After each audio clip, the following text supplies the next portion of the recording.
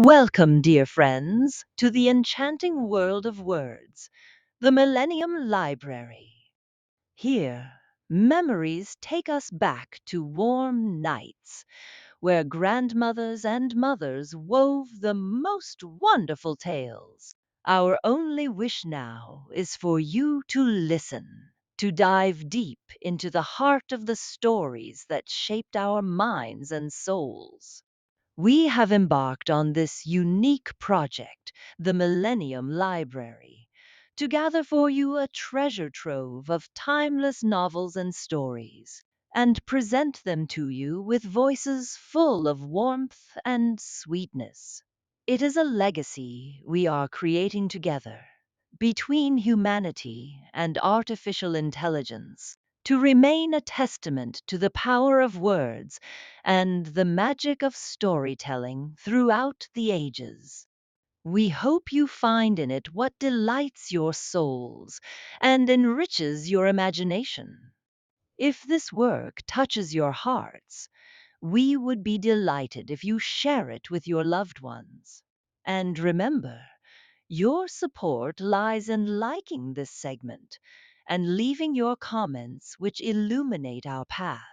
We are here to grow by you and with you. With sincere regards from the Millennium Library.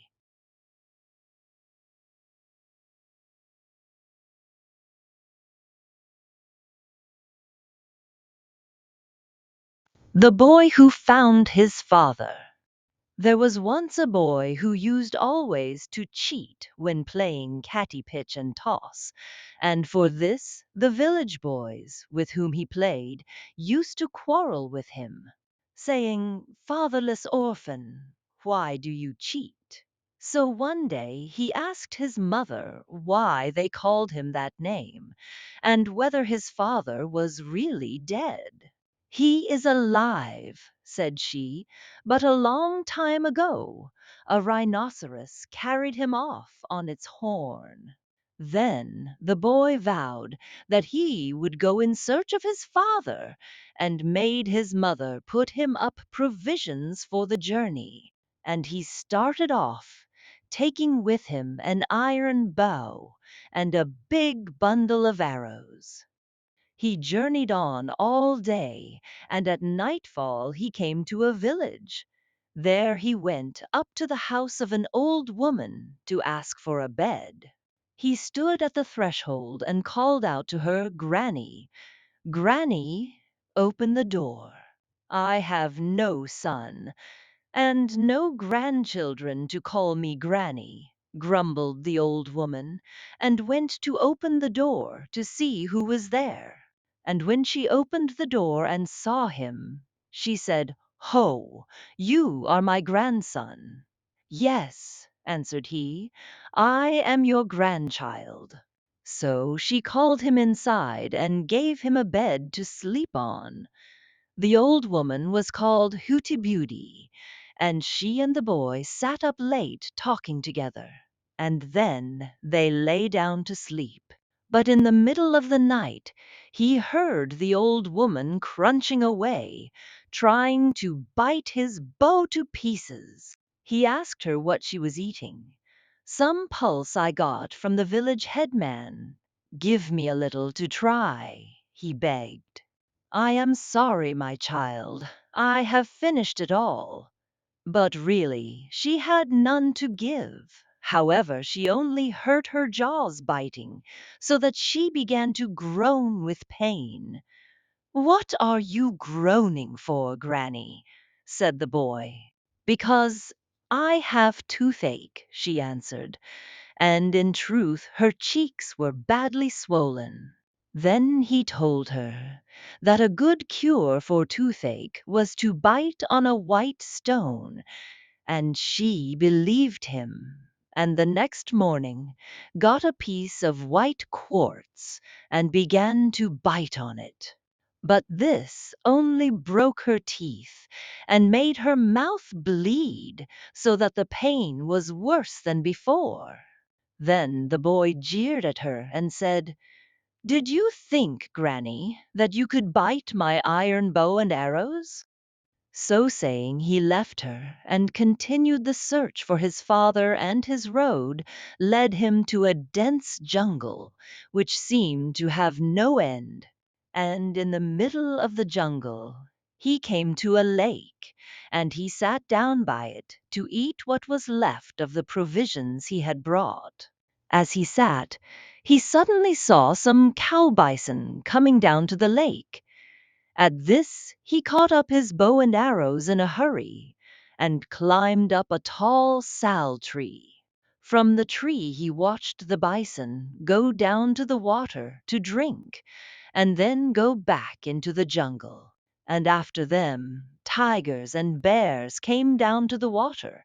The sight of them frightened him, and he sang, "Drink your fill, tiger. I shall not shoot you. I shall shoot the giant rhinoceros." And they drank and went away. Then various kinds of birds came, and after them a great herd of rhinoceroses, and among them was one which had the dried up body of the boy's father stuck on its horn. The boy was rather frightened and sang, "Drink your fill, rhinoceroses. I shall not shoot you. I shall shoot the giant rhinoceros." And when the giant rhinoceros, with the body of his father, stooped its head to drink from the lake, he put an arrow through it, and it turned a somersault and fell over dead, while all the other rhinoceroses turned tail and ran away. Then the boy climbed down from the tree and pulled the dead body of his father off the horn of the dead animal, and laid it down at the foot of a tree, and began to weep over it. As he wept, a man suddenly stood before him and asked what was the matter. And when he heard, said, "Cry no more.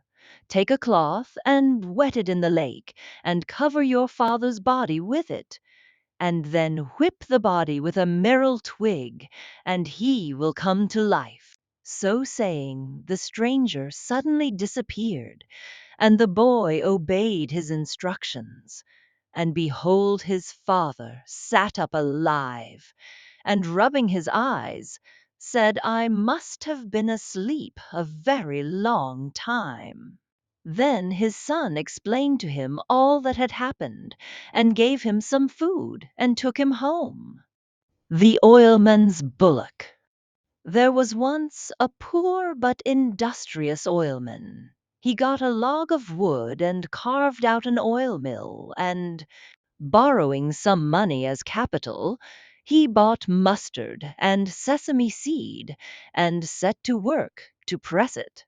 As he had no bullock, he had to turn the mill himself. He was so industrious that he soon began to prosper, and was able to buy a bullock for his mill. By and by he got so rich that he was able to buy some land and a cart and pair of bullocks, and was quite a considerable man in the village. One day one of his cart bullocks died, and this loss was a sad blow to the oilman. However, he tied up the surviving bullock in the stable, along with the old oil mill bullock, and fed them well. One night it chanced that one of the villagers passed by the stable and heard the two animals talking, and this is what he heard. The young bullock said, "You came to this house first, friend. What sort of treatment does one get here?" "Why do you ask me?" said the other. "Oh, I see your shoulder is galled, and your neck shows mark of the yoke." The old bullock answered, "Whether my master treats me well or ill, I owe him money, and have to stay here until I have paid him off. When I have paid him 500 rupees, I shall go. How will you ever pay back such a sum? If my master would only match me to fight the Rajah's elephant for 500 rupees, I should win the fight, and my debt would be cleared." And if he does not do that, I shall probably have to work for him all my life. How long do you intend to stay? My debt will be cleared if I work for him 2 years, answered the newcomer. The man who overheard this conversation was much astonished, and went off to the oilman and told him all about it. Next day the whole village had heard of it, and they were all anxious for the oilman to match his bullock against the Rajah's elephant. But the oilman was very frightened, for he feared that if he sent such a challenge, the Rajah would be angry with him and drive him out of the country. But the leading villagers urged him and undertook to find the money if he lost, and to persuade the Rajah that the oilman was mad if he became angry with him. At last the oilman consented, provided that some of the villagers went to the Rajah and proposed the match.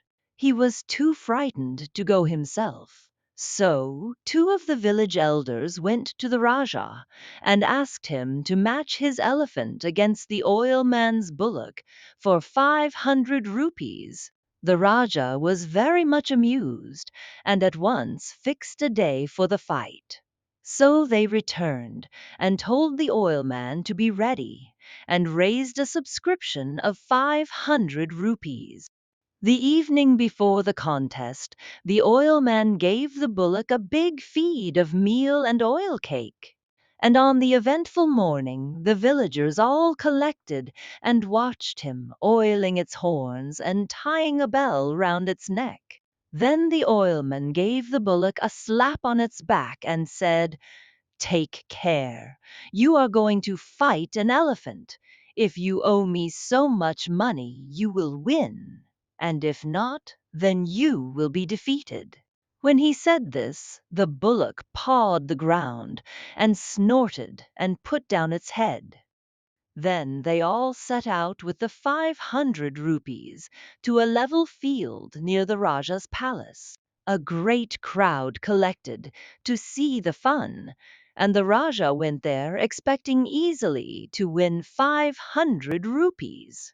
The elephant was brought forward with vermilion on its cheeks, and a pad on its back, and a big bell round its neck, and a mahout riding it. The crowd called out, "Put down the stakes."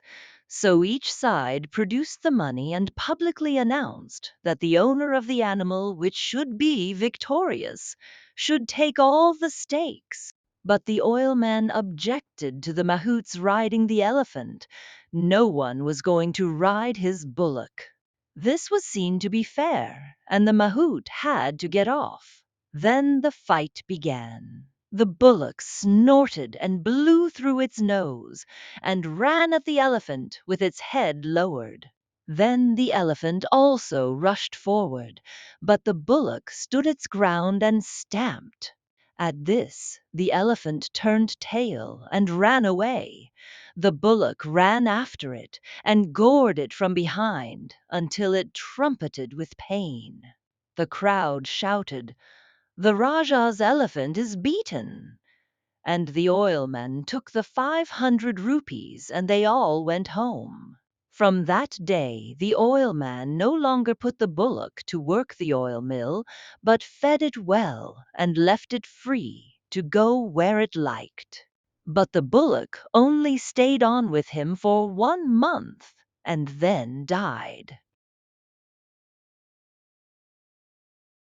Conclusion of our journey.